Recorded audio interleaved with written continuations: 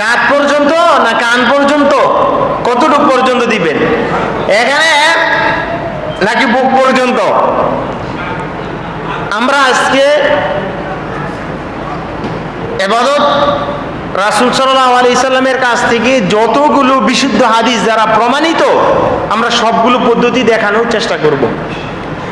একটা জানলে আপনি মনে করবেন দ্বিতীয় আরেকটা সেটা কি বেদাত, কিন্তু যদি দ্বিতীয়টাই জানেন, আপনি একটা আমল করতেছেন, যখন আপনার পাশে ভিন্ন কেউ সেরকম ভাবে আমল করবে, তখন আপনার মনে হবে না এটাও আমলে আছে। আর এই যে এই কিতাবের লেখক ইবনে তাইমিয়া, 727-28 হিজরিতে মৃত্যু ইবনে তাইমিয়ার, উনি বলছেন যে রাসূল সাল্লাল্লাহু আলাইহি সাল্লামের কাছ থেকে যত পদ্ধতিতে হাদিস বর্ণিত হয়েছে, যেমন সানা পড়ি আমরা, সানার কয়েকটা 5-7 এরকমের অনেকগুলো সানা আছে। সুবহানাকাল্লাহুম্মা বিহামদিকা আল্লাহুম্মা বাঈদ বাইনি, সুবহানাকাল্লাহুম্মা এটাও বুখারীর হাদিস, এটাতে আছে। আল্লাহুম্মা বাঈদ বাইনি সেটাও বিশুদ্ধ হাদিস। তারপরে তাশাহুদ পড়ি, 5 ভাবে পড়া যায় তাশাহুদ, সবগুলো বিশুদ্ধ হাদিস। এখন আপনি যেভাবে পড়েন আপনার হয়ে যাবে ইনশাআল্লাহ। তো উনি ইবনে তাইমিয়া বলছেন যে যতগুলো পদ্ধতিতে রাসূলের কাছ থেকে হাদিস আছে একটা আমলের ব্যাপারে, আমরা যদি সেগুলো জানি এবং সেই অনুযায়ী কোনোদিন এই দোয়াটা পড়লাম, কোনোদিন আরেকটা দোয়া পড়লাম, কোনোদিন এভাবে আমল করলাম, কোনোদিন সেভাবে আমল করলাম, তাহলে রাসূলের সব হাদিসের উপর আমার কি হয়ে যাবে? আমল হয়ে যাবে। রাসূলের হাদিস আর বাতিল হলো না। তো এখানে আপনার হাত উত্তোলন করবেন। প্রথম পদ্ধতি হচ্ছে কাঁধ বরাবর। দেখাও, কাঁধ বরাবর কতটুক? কাঁধ এতটুক, কাঁধ বরাবর। আপনার হাতটা থাকবে মিলিত, হাতটা কি থাকবে? ফাঁকা না, এভাবে না, এভাবেও না, এভাবে থাকবে মিলিত। কি থাকবে? মিলিত থাকবে। বুঝছেন বিষয়টা? কাঁধ বরাবর, এটা এক পদ্ধতি বিশুদ্ধ হাদিস দ্বারা প্রমাণিত। আরেকটা হচ্ছে কান বরাবর। কান কতটুক? কান বরাবর। কান বরাবর পর্যন্ত আপনি তুলতে পারবেন, কিন্তু কানে স্পর্শ করার কোনো হাদিস নেই। কানে স্পর্শ করার কোনো কি নাই? হাদিস নেই। এই যে এইভাবে ধরা।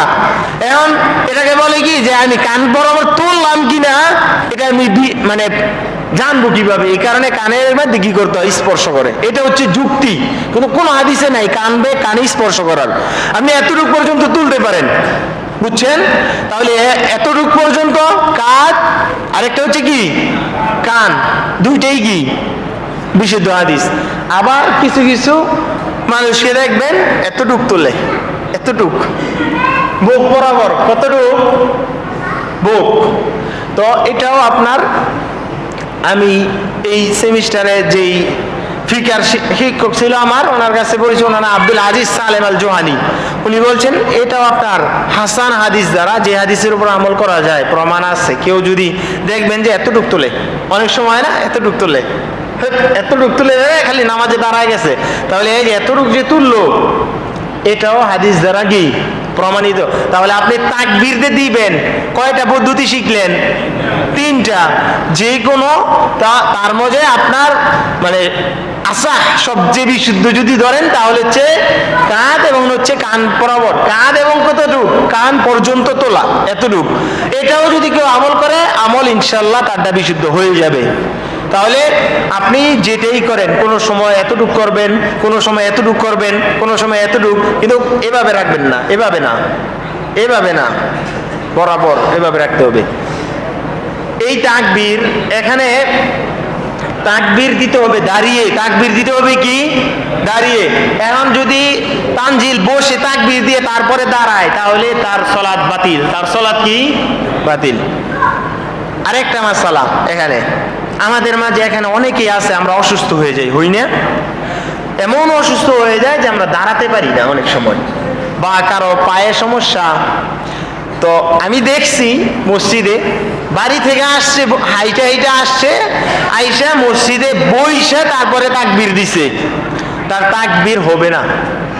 তার তাকবীর কি হবে না? আপনি বসে নামাজ পড়েন, কিন্তু তাকবীরে তাহরিমার জন্য, প্রথম তাকবীরের জন্য শর্ত হচ্ছে যদি আপনি সক্ষম হন, দাঁড়িয়ে তাকবীর দেওয়া আবশ্যক হচ্ছে, আপনাকে দাঁড়িয়ে তাকবীর দিতে হবে। বসো। এখন আপনি অসুস্থ, এখন ও তাকবীর দিছে, তাকবীর দিয়ে নামাজের দ্বারা বসো, তাকবীর দিয়া, এই যে তাকবীর দিল বইসা শুরুর তাকবীর, তার নামাজ হবে না, বাতিল, তার নামাজ কি হবে না। এখন ও অসুস্থ, ও বাড়ি থেকে আসছে মসজিদে, ও বইসে নামাজ পড়বে, কোনো সমস্যা নাই। ইমাম সাহেব তাকবীর দিছেন, তুমি তাকবীর দাও। এখন আপনি দাঁড়াতে পারতেছেন না, তাকবীর এখন বসে পড়ো, এটা আপনার তাকবীর ঠিক আছে, আপনার কি আছে তাকবীর ঠিক আছে। এতদিন যারা ভুল করছেন, যেহেতু জানেন নাই, আল্লাহ তাআলা ক্ষমা করে দিবেন ইনশাআল্লাহ। যেহেতু জানেন নাই, আল্লাহ তাআলা কি ক্ষমা করে দিবেন। কারণ না জানলে যদি কেউ শিরিকও করে, সেটাও আল্লাহ তাআলা ক্ষমা করে দেন। দলিল হচ্ছে, এক ব্যক্তি যে রাসূল তার ছেলেকে বলছিল, ছেলেদেরকে, আমি যদি মারা যাই তাহলে আমাকে আগুনে পোড়বা, পুইরা এক ভাগ বাতাসে, এক ভাগ পানিতে, আরেক ভাগ কি মাটিতে মিশাই দিবা। তো মরার পরে ওর পোলাপানিটাই করছে। ওর কথা ছিল কি, যে আল্লাহ তাআলা ওকে আর এই 3 জায়গা থেকে একত্র করতে পারবেন না। তাহলে তার সন্দেহটা কিসের উপর ছিল? আল্লাহ তাআলা তাকে একত্রিত করে আবার মানুষ হিসেবে সৃষ্টি করতে সক্ষম না। যদি কেউ বলে যে আল্লাহ তাআলা অক্ষম, তাহলে সে কি মুসলিম থাকে না। কিন্তু সে জানে নাই, মারা যাওয়ার পরে তাকে একত্রিত করে আল্লাহ তাআলা বলছে, এই তুই এটা করলি কেন, তুমি এটা কেন করলা? তখন বলছে, আল্লাহ আমি এত পাপ করছি, ভয়ে এই কাজ করছি। তখন আল্লাহ বলছে, তুই যেহেতু আমাকে ভয়ই করছো, তারে মাফ করে দিলাম। তো এ থেকে বোঝা যায়, যদি ভুলে কিছু হয়ে যায় যেটা আমি জানি না, এতদিন আমল করছি, আল্লাহ তাআলা কি মাফ করে দিবেন। তো এখন থেকে কেউ যদি অসুস্থ হয়, তাহলে আর বইসা তাকবীর দিবেন না, শুরুর তাকবীরটা, আর বাকি সব আপনি বইসা পড়েন। আপনি পারেন না, অক্ষম, সমস্যা নাই, অন্তত পক্ষে দাঁড়ায়া তাকবীর দিয়ে তারপরে বসবেন। আর যদি এমন হয় বাড়িতে আছেন, আপনি দাঁড়াতেও পারেন না, তখন আপনি কি বইসে পড়বেন। যেহেতু দাঁড়াতেই পারেন না, আপনি তো বইসেই দিবেন। কিন্তু সক্ষমতা আছে দাঁড়ানোর, দাঁড়িয়ে তাকবীর দিতে হবে, দাঁড়াও। এরপরে আপনার এখন তাকবীর গেল, হাত বাঁধলেন, হাত কোথায় বাঁধবেন? হাত, হ্যাঁ, অনেকে মানে খেয়াল করি যে এইভাবে দাঁড়িয়ে কিছুক্ষণ দাঁড়ায়, এভাবে দাঁড়ায় থেকে তারপরে তাকবীর দিতে যতক্ষণ সময় লাগে ততক্ষণই, আল্লাহু আকবার, যতক্ষণ সময় লাগে ততক্ষণই। এখন ওই যে তাকবীর দিয়েছি ইমাম সাহেব, তারপরে আরো দাঁড়ায়া, এটা হচ্ছে হয় ও নিয়ত করতেছে মনে মনে, ও কি করতেছে মনে মনে নিয়ত করতেছে, এই কারণে তার সময় লাগতেছে। আর হয়তো চিন্তা করতেছে, আমি তো দুনিয়ার অনেক ঝামেলাতে আসি, নিয়তটা আমি কি করি নিয়ে আসি, এটা করা যাবে না। তাকবীর দিতে যতক্ষণ সময় লাগে ততক্ষণ দিয়ে আপনি নামাজে দাঁড়িয়ে যাবেন। এভাবে দাঁড়িয়ে ঠাইয়া কিছুক্ষণ সময় নিয়ে, এরকমের কোনো প্রমাণ নাই। তা হাত বাঁধবেন কোথায়? হাত আমরা বাঁধি যেটা বুকের উপর, আমরা যেটা বাঁধি সেটা কি বুকের উপর বাঁধি। দেখেন এ ব্যাপারে আমরা যেটা আমল করি, এ ব্যাপারে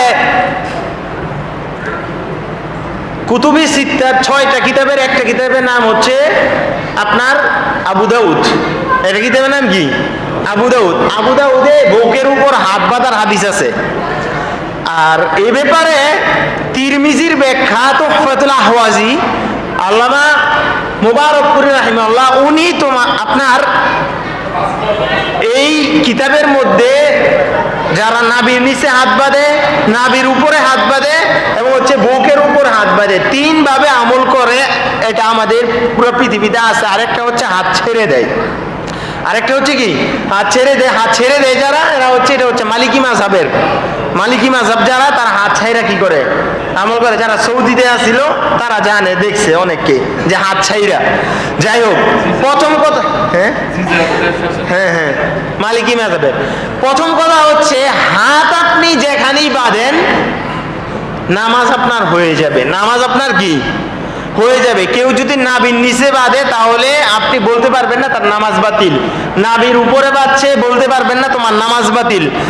আর বুকের উপরে যেটা, এটা তো আমরাই বাঁধি, এখন তো প্রশ্নই আসে না যে নামাজ বাতিল হইব। কারণ আমরা মনে করি, এবং এটাই বিশুদ্ধ, যে যতগুলো হাদিস আছে নাভির নিচে নাভির উপরে যারা বাদে সৌদি আরবের যে আলেম ওলামা আছে তারা বেশিরভাগ কি তাদের এই যে পেটের উপরে নাভির উপরে হাতটা তারা ধরেন। সবচেয়ে বিশুদ্ধ হচ্ছে বুকের উপর যদি আপনি বাঁধেন, এটা হচ্ছে আল্লামা মুবারকপুর রহিমাহুল্লাহ উনি আমল করছেন এবং এটা উনি প্রমাণ করছেন সনদের দিক দিয়ে সবচেয়ে বিশুদ্ধ হচ্ছে বুকের উপর হাত বাঁধার হাদিস। বলেন আলহামদুলিল্লাহ। তার মানে আমরা যেটা আমল করি এটা কি না দুর্বল না। এখন কথা হচ্ছে আপনার আশেপাশে যারা আছে তারা আমল করে, তাদেরকে কি আপনি বলবেন যে তুমি বাতিল আমল করতেছো? না, আপনার যদি সম্ভব হয় আপনি আপনার আমলটা আপনি দেখান হাদিস দ্বারা, এই যে দেখো এই হাদিসে আছে। ও যদি আমল না করে তার সাথে মারামারি করার দরকার নাই আপাতত। এক বুঝছেন বিষয়টা? তাহলে আমরা যেটা পাচ্ছি বুকের উপর হাত বাঁধার একটা হচ্ছে যে এইভাবে বাঁধে, এইভাবে এভাবে এভাবে, আরেকটা হচ্ছে যে আপনার এই যে জিরা জিরা, এক জিরা থেকে আরেক জিরা, এক জিরা থেকে আরেক জিরা, এতটুকু পর্যন্ত চলে আসে। এটা আপনি কি করতে পারবেন, দুনোভাবেই বাঁধেন, কোনো সমস্যা নাই। বুঝছেন বিষয়টা? এখন এটা হচ্ছে আপনার নামাজের ক্ষেত্রে মানে সুন্নাহ মুস্তাহাব বিষয়। এখন কেউ বাঁধে এভাবে, কেউ ধরে রাখে, আর মূল্য হচ্ছে যে যেটা একটা আছে যে এভাবে যদি কেউ ধরে এভাবে এভাবে, যেটা আমাদের হানাফি মাযহাবে যেভাবে আমল করে, যেটা এভাবে ধরে এভাবে এভাবে ছেড়ে দেয় এটা, আর আমরা আমল করি সাধারণত এভাবে অথবা কি এভাবে। আর এমনি যদি কেউ ধরে ফেলে তাহলে তার নামাজ বাতিল হবে না, কিন্তু উচিত না এইভাবে আমল করবে। তাহলে আমাদের গেল তা আপনার হাত বাঁধবেন করে। এখন হচ্ছে আপনার যখন হাত বাঁধছেন এখন আপনি কি করবেন? সানা সানা আপনার অনেকগুলো আছে, যেমন সুবহানাকা আল্লাহুম্মা ওয়া বিহামদিকা, এটা আছে। এটা কেউ পারেন? ছোট, হ্যাঁ, বুখারীতে আছে এইটা, বলো।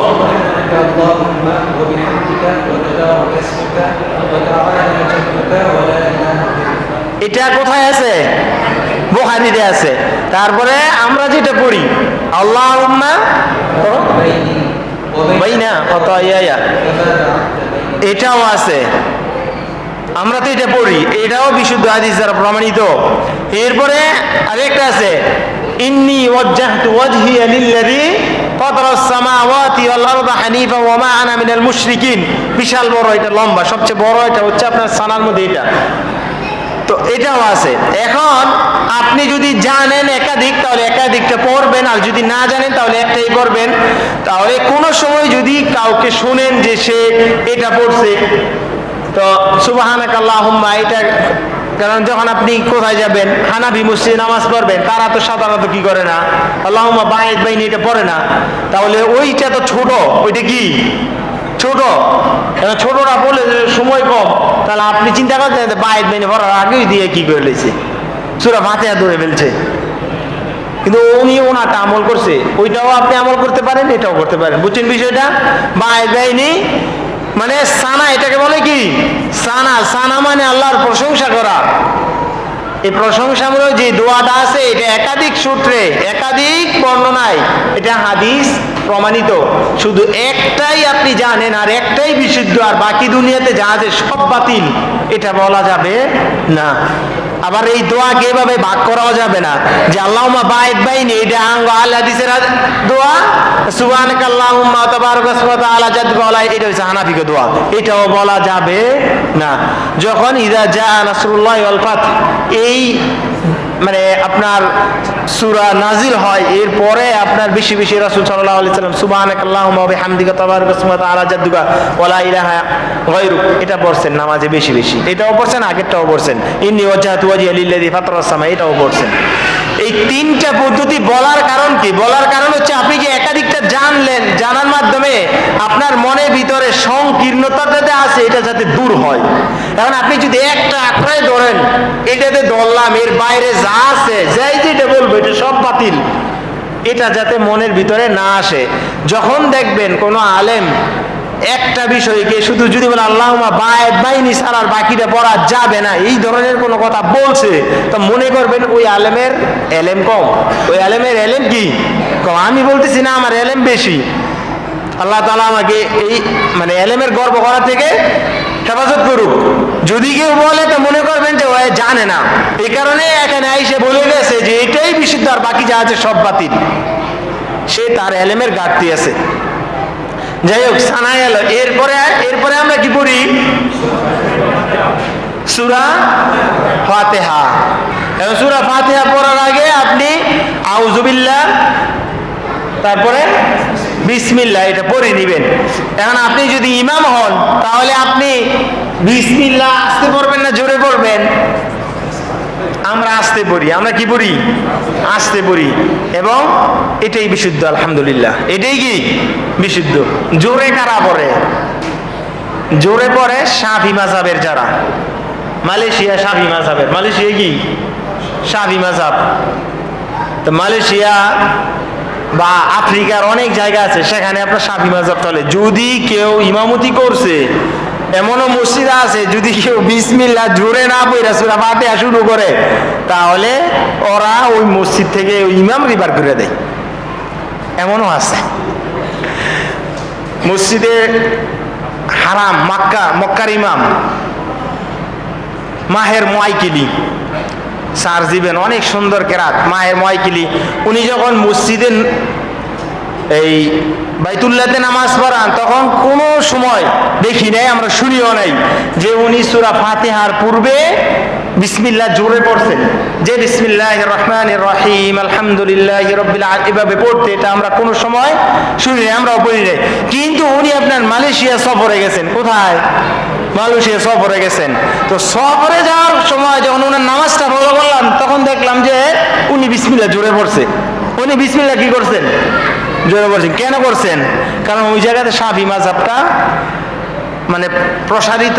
এখন যদি উনি বিসমিল্লাহ কাবার ইমাম, উনি চাইলে কি করতে পারেন? বিসমিল্লাহ আসতে পড়তে পারেন, ভুলকেও ধরতে পারতেন, কিন্তু উনি জোরে পড়ছেন। কারণ এখন যদি জোরে না পড়ে তাহলে যেই মানুষগুলো আছে তারা মনে কষ্ট পাবে।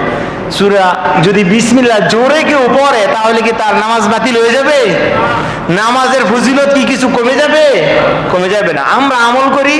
আনাস রাদিয়াল্লাহু তাআলা আনহু থেকে হাদিস, উনি বলছেন যে আমি রাসূল সাল্লাল্লাহু আলাইহি সাল্লামের পিছনে নামাজ পড়ছি, আমি আবু বকরের পিছনে নামাজ পড়ছি, উমরের পিছনে নামাজ পড়ছি, উসমান রাদিয়াল্লাহু তাআলা আনহু তার পিছনে নামাজ পড়ছি। কাউকেই আমরা দেখি নাই যে সূরা ফাতিহার শুরুতে বিসমিল্লাহ জোরে পড়ে তারপরে আলহামদুলিল্লাহ শুরু করছেন।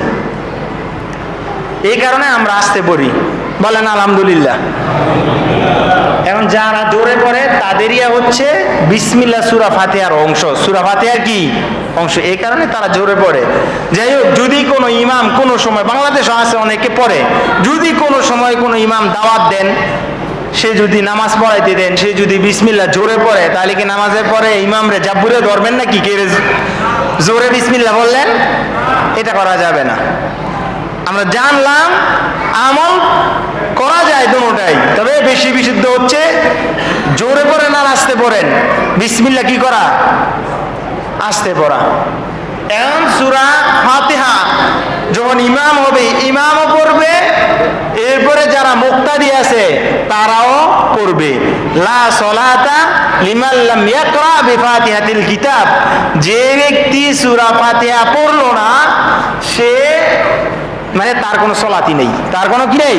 সলাতি নেই। অন্য হাদিস আছে যে ব্যক্তি সূরা ফাতিহা পড়লো না তার সলাত ত্রুটিপূর্ণ, অসম্পূর্ণ থেকে গেল।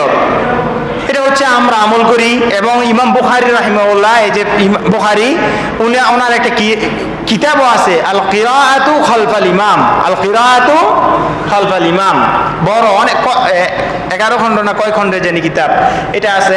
তবে এক্ষেত্রে আপনার 3টা পদ্ধতি। একটা তো আচ্ছা, আমরা পড়ি সূরা ফাতিহা, আমরা মনে করি যে সূরা ফাতিহা না পড়লে কি নামাজ হবে না। আমাদের মাঝে আর হানাফিদের মাঝে নামাজ কেন্দ্রিক যত মতানৈক্য আছে, সবচেয়ে গুরুত্বপূর্ণ মতানৈক্য হচ্ছে সূরা ফাতিহা নিয়ে। কি নিয়ে? আমরা বলতেছি সূরা ফাতিহা না পড়লে নামাজই হবে না, আর তারা বলতেছে ইমামের কেরাত মুক্তাদির কেরাত। হয়ে যাবে। ইমামের কেরাত আর মুক্তাদির কেরাত কি, মানে ইমাম যদি কেরাত পড়ে তাহলে মুক্তাদির জন্য কি যথেষ্ট। এটা হচ্ছে হানাফি মাযহাবের মানে দলিল। এটা মানে দলিল আছে কিন্তু দলিলটা দুর্বল। দলিলটা কি দুর্বল না, বাস্তবিক পক্ষেই দলিল দুর্বল। যাই হোক, তো এটা হচ্ছে আরেকটা আছে, এটা হচ্ছে মালিকি এবং হাম্বলি মাযহাবে ইমাম করে, এটা আমরা বললাম না, বললে আবার মাথা পেঁচ লাগবো। তাহলে আমরা যেটা করি, সূরা ফাতিহা আপনারা পড়বেন আস্তে আস্তে। এরপরে সূরা ফাতিহার পরে ইমাম সাহেব কি করেন, অন্য আরেকটা সূরা পড়েন। আপনি কি করবেন, সাথে কি সূরা পড়বেন না শুনবেন? মনোযোগ দিয়ে কি করবেন, শুনবেন, মনোযোগ দিয়া শুনবেন। এখন আপনি সূরা ফাতিহাটা পড়বেন কখন, যখন ইমাম সাহেব শুরুতে যদি এটাকে বলে সাক্তা, এটা কি বলে সাক্তা, মানে ইমাম সাহেব এটা অনেক সময় চুপ থাকেন। সূরা ফাতিহা পড়ে মসজিদে নববীর একজন ইমাম আছে হুজাইফি, উনি আপনার সূরা ফাতিহা পড়া প্রায় 1 মিনিটের মতো আপনার কি থাকে, চুপ থাকে। কেন চুপ থাকেন, যাতে পিছনে যারা মুসল্লি আছে তারা যাতে সূরা ফাতিহাটা কি করতে পারে, পড়ে নিতে পারে। এই কারণে এটা আমরা করি না আর কি, কিন্তু হাদিস দ্বারা প্রমাণিত। যদি এটা সুযোগ দেয় তাহলে আপনি পড়তে পারবেন, আবার যদি সুযোগ না দেয় তাহলেও কি সমস্যা নেই, আপনি আস্তে আস্তে পড়বেন ইমামের সাথে। যখন আলহামদুলিল্লাহি রাব্বিল আলামিন বলতেছে, আপনি আস্তে আস্তে পড়ে নিলেন। অথবা ইমাম সাহেব সূরা ফাতিহা শুরু করার আগে যদি সময় দেয়, এটা দিতে পারে, তখন পড়ে নিতে পারেন। তো যাই হোক, আমরা যেটা করি, ইমাম সাহেব সূরা ফাতিহা পড়তেছে, আমরা সাথে সাথে পড়তেছি, সাথে সাথে পড়তেছি, এটা হয়ে যাবে আস্তে আস্তে। এ ব্যাপারে আপনার অনেক হাদিস আছে, অনেক আলোচনা আছে। আর যদি যারা ছাত্র তোমরা যদি পড়তে চাও, তাহলে ইমাম বুখারীর কিতাব লেখা আল কিরাআতু খালফাল ইমাম, এই কিতাবে তোমরা অধ্যয়ন করবা। এরপরে তাহলে ইমাম সাহেব পড়বে, আমরা অন্যরা কি পড়বো না, আমরা অন্যরা কি সূরা ফাতিহার পরে অন্য কোনো মানে সূরা পড়বো না, চুপ থাকবো। কিন্তু একাকী যদি হয় তাহলে আপনি সূরা ফাতিহা পড়বেন, সাথে অন্য আরেকটা সূরা পড়বেন। এখন অনেক সময় হয় যে একাকী নামাজ পড়তেছে সূরা ফাতিহা পড়ে রুকুত গেছে গা, হয় না অনেক সময়? এখন কি করবেন, রুকু থেকে আবার উঠে আবার সূরা অন্য আরেকটা সূরা পড়ে তারপর রুকু যাবেন না। সূরা ফাতিহা পড়াটা আপনার জন্য, এটা সূরা ফাতিহা পড়াটা আবশ্যক। সূরা ফাতিহা না পড়লে নামাজ বাতিল। কেউ যদি বলে আলহামদুলিল্লাহি রাব্বিল আলামিন, মাঝখানে আর রহমানির রহিম না পড়ে মালিকি ইয়াউমিদ্দিন বলে, তার সূরা ফাতিহা পড়া হলো না, তার সূরা ফাতিহা পড়া কি হবে না। কেউ বলছে আলহামদুলিল্লাহি রাব্বিল আলামিন রহমানির রহিম মালিকি ইয়াউমিদ্দিন ইয়াকা না'বুদু, এতটুকু না বলে ইয়াকা নাস্তাঈন, মাঝখানে একটা শব্দ বাদ দিয়ে দিছে, তার সূরা ফাতিহা পড়া হয় নাই, পুনরায় আবার পড়তে হবে। কারণ সূরা ফাতিহা পড়াটা পুরোটাই আপনার জন্য আবশ্যক। একাকী পড়েন আর ইমাম সাহেবের পিছনে পড়েন, একাকী পড়লে তো আরো বেশি পড়তে হবে। ইমাম সাহেবের পিছনে পড়লে তারপরেও কিছু আলেম ওলামারা কি করছেন, সারসর দিছে, এবং অনেক হাদিস আছে যেগুলো বোঝা যায় যদি মানে আপনার যখন জোরে পড়ে, তখন কেউ যদি না পড়ে তাহলে একদম তার নামাজই হবে না, এরকমের বলা যাবে না। কিন্তু পড়াটা ভালো, এটা আমরা বলি এবং এটাই আমরা আমল করি। তাহলে এতটুকু গেল, এরপরে আমরা কোথায় যাব, রুকুতে। রুকুতে যাও। এখন আমরা আগের তাকবীরে আমরা দেখাইছিলাম, আপনি তাকবীরটা দিবেন কখন, তাকবীরটা দিবেন ভালো করে খেয়াল করবেন, তাকবীরটা আপনি দিবেন যখন রুকুতে যাবেন, বাইনা রুকনাইন, আর তাকবীরুল ইন্তিকাল বাইনা রুকনাইন, মানে পরিবর্তে তাকবীর দুই রুকনের মাঝখানে দাঁড়িয়ে আছেন, রুকন, রুকু দেওয়া এটা একটা কি রুকন, এই দুইটার মাঝখানে মানে হাবি আপনি যে ঝুঁকতেছেন, এই ঝুঁকার মাঝখানে জোরে জোরে, তাহলে আল্লাহু আকবার বইলাম। এখন যদি আপনি দাঁড়িয়ে আছেন, শুরু করছেন, যাইতে যাইতে শেষ করলেন, অথবা আপনি শুরু করছেন, ওই জায়গায় যাওয়ার পরে আপনার শেষ হয়েছে, সমস্যা নাই। কিন্তু এটা আপনার এই যে আমি গতকাল একটা বই পড়ছিলাম, সিফাতুস সালাহ, রাসূল সাল্লাল্লাহু আলাইহি আর আলাদা বই পড়ছি আর কি। উঠো। রাসূল সাল্লাল্লাহু আলাইহি সাল্লামের নামাজের পদ্ধতির ক্ষেত্রে উনি এটা উল্লেখ করছেন। শাইখ উসাইমিন, সালেহ আল উসাইমিন, উনি জাদুল মুস্তাকনির ব্যাখ্যা করছেন শারুল মুমতি 8 খণ্ডের, বা কিছু কিছু সাফাতে 12 খণ্ড আছে। ওই এতে উনি একই বিষয় উল্লেখ করছেন যে কিছু কিছু ইমাম, এটা গত ইয়াতে আমরা বলছিলাম, তারা মনে করে যে যারা মুসল্লি আছে, যদি আমি তাকবীর দিতে দিতে রুকুতে যাই তাহলে মুসল্লিরা আমার আগে কি করবে, রুকুতে চলে যাবে, সিজদাতে যাবে। এই কারণে আগে রুকুতে যায়, তারপরে কি দেয়, তাকবীর দেয়। তারা স্পষ্টভাবে বলছেন যে ইমাম সাহেব মুসল্লিদেরকে ভুল থেকে বাঁচাইতে গিয়ে ইমাম সাহেব নিজেই ভুল করতেছেন। ইমাম সাহেব নিজে মুসল্লিদেরকে বাঁচাইতে গিয়ে নিজে কি করতেছেন, ভুল করতেছেন। তাহলে তাকবীরটা দিবেন কোথায়, বুঝছেন? এখন তাকবীরটা দিতে গিয়ে আপনি দাঁড়িয়ে আছেন, শুরু করছেন, দাঁড়ায় শুরু করো, দিতে লম্বা করে দেয় না, আল্লাহ এমনি দেন আল্লাহু আকবার, একটু লম্বা হয় না, দিতে গিয়ে দাঁড়ায়া যাওয়ার পরে একটু তাকবীর গেল, কোনো সমস্যা নাই, কি নাই, কোনো সমস্যা। কিন্তু হাম্বলি মাযহাবের কঠিন মাসালা, হাম্বলি মাযহাবের কি কঠিন মাসালা হচ্ছে, মানে দাঁড়ায় যদি শুরু করে কেউ শুরু করে তাহলে তার এই তাকবীর হবেই না। ইমাম আহমদ বিন হাম্বল, যিনি 10 লক্ষ হাদিসের হাফেজ ছিলেন, উনি বলছেন ওনার মাযহাবের ফতোয়া হচ্ছে কি, শুরুটা আপনার দাঁড়ায় কোনোভাবেই আপনি করতে পারবেন না। কিন্তু আমরা বলতেছি কি, যদি একটু হয়ে যায় দাঁড়ায় কোনো সমস্যা নাই, যাইতে গিয়ে কি হয়, তাকবীর দিতে দিতে রুকুতে গিয়ে তাকবীর দিয়েছেন, একটু কি নাই, সমস্যা নাই, রুকুতে যাও। যখন যাবেন তখন আপনার হাতগুলো সুন্দর করে দেওয়ার চেষ্টা করবেন উপরের দিকে, এভাবে না। হ্যাঁ হ্যাঁ, এখন রুকুতে যাওয়ার পরে আপনি কি করবেন, কোথায় রাখবেন হাত, হাত কি এভাবে রাখবেন না ফাঁকা করে রাখবেন? এটা সহজ। নামাজে যত জায়গায় যত স্থানে হাত রাখা আছে, শুধু রুকু ব্যতীত সব জায়গাতে হাতের আঙ্গুল মিলিত থাকবে। রুকু ব্যতীত সব জায়গায় হাতের আঙ্গুল কি থাকবে, মিলিত থাকবে। আর রুকুতে কি ফাঁকা, এই যে এভাবে ফাঁকা রুকুতে, বুঝছেন বিষয়টা?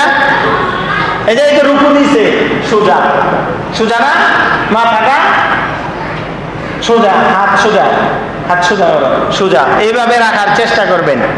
এখন কেউ মনে করেন যে হাত একটু বেঁকা আছে, ধরছে, তার নামাজ কি বাতিল হবে? না, নামাজ হয়ে যাবে। কেউ আরেকটু হয় না যে এভাবে ওঠা করে আছে, এভাবে দেয়, তার নামাজ কি বাতিল? আপনাকে একটা বিষয় বুঝতে হবে, একটা হচ্ছে যে পরিপূর্ণভাবে, মানে বিশুদ্ধভাবে রাসূল যেভাবে দেখাইছেন ওইভাবে আদায় করা, আরেকটা হচ্ছে যে মানে আদায় করলে কোনোভাবে আদায় করলে হয়ে যাবে। একটা উদাহরণ দেই, আপনার ফরজ গোসল আছে না, ফরজ গোসল, ফরজ গোসল, ফরজ গোসলের নিয়ম জানেন তো সবাই? হ্যাঁ, ফরজ জানে না, অনেক পোলা মানে জানে না ফরজ গোসলের নিয়ম। যাই হোক, তাহারাতের বিষয়। এখন ফরজ গোসলের যে নিয়মটা, আপনি শুরুতে কি করেন, বিসমিল্লাহ বলে হাত ধৌত করেন, তারপরে লজ্জাস্থান ধৌত করেন, ধৌত করার পরে হ্যাঁ এই কি করেন, এই অজু করেন, কি করেন, অজু পাটা ধৌত করা ছাড়া। এরপরে মাথা মাসে কইরা, মাথা মাসে করার পরে 3 অঞ্জলি পানি নিয়ে মাথাতে পানি দেয়, এরপরে পুরো শরীরে আস্তে আস্তে পানি ঢাইলা লাস্টে গিয়ে কি করে, পা ধৌত করে। ওই যে অজুতে পা ভাত রাখছিলেন, অজু হয়ে গেছে। এখন কেউ যদি ভুলে কি করছে, মনে নাই অজু করতে, ও শুধু গোসল করছে, ফরজ গোসলটা করে ফেলছে, তার কি পবিত্রতা অর্জন হবে না? তার পবিত্রতা অর্জন হবে কি না? পবিত্রতা অর্জন হবে। এখানে একটা হচ্ছে সিফাতুল কামাল, আর একটা হচ্ছে সিফাতুল ইজজা। একটা হচ্ছে আপনি পরিপূর্ণভাবে রাসূল যেভাবে বলেছেন, যেভাবে দেখিয়েছেন, এটা করাটা হচ্ছে সুন্নাহ, উত্তম। আরেকটা হচ্ছে এভাবে করলেও হয়ে যাবে, এভাবে করলেও কি হয়ে যাবে, রাসূলের আমলের সাথে আপনি মিলল না কিন্তু হয়ে যাবে, গোসল করছে। মূল ফরজ হচ্ছে গোসল করা, মূল ফরজ কি গোসল করা। আপনি যদি অজু করে গোসল না করেন আপনার পবিত্রতা অর্জন হবে? হবে না। মূল ফরজ হচ্ছে গোসল করা, অজু করাটা মূল ফরজ না। বিষয়টা বুঝলেন? ঠিক তদ্রুপ ভাবে আপনার এখানে মূল হচ্ছে এই যে রুকু দিবেন এভাবে, একদম সোজা থাকবে এভাবে। কিন্তু অনেক সময় অনেকের কি সমস্যা থাকে, তারা কি করতে পারে না, সোজা হতে পারে না, এটা তাদের ক্ষেত্রে ওজোর। আবার অনেক মানুষ দেখবেন তারা এইভাবে করে, এটা তাদের ভুল, এটা তাদের কি ভুল। কিন্তু নামাজ হয়ে যাবে, কিন্তু সে ভুল করলো। কারণ নামাজ বাতিল হওয়ার জন্য যেই ভুল, এটা এই ভুলের মধ্যে পড়ে না। কেউ যদি একটা সেজদা না দেয় তাহলে তার নামাজ কি বাতিল। এখন আমরা সেজদা দিব, রুকু দিব কিভাবে? এভাবে, দেখছেন সবাই? হ্যাঁ, এইভাবে আমরা সেজদা দেওয়ার চেষ্টা করবো। আর যারা অসুস্থ আছেন সাধ্য অনুযায়ী নেওয়ার চেষ্টা করবেন। দরকার নাই আপনার কোমরে ব্যথা, সেজদা মানে রুকু দিতে গিয়ে আবার আপনার কোমরে ব্যথা বাড়বে, সমস্যা নাই, মানে বাড়ানো দরকার নাই, আল্লাহ আপনার জন্য ছাড় দিয়ে দিয়েছেন। এরপরে রুকুতে কি বলবেন আপনি? সুবহান রাব্বিয়াল আযীম।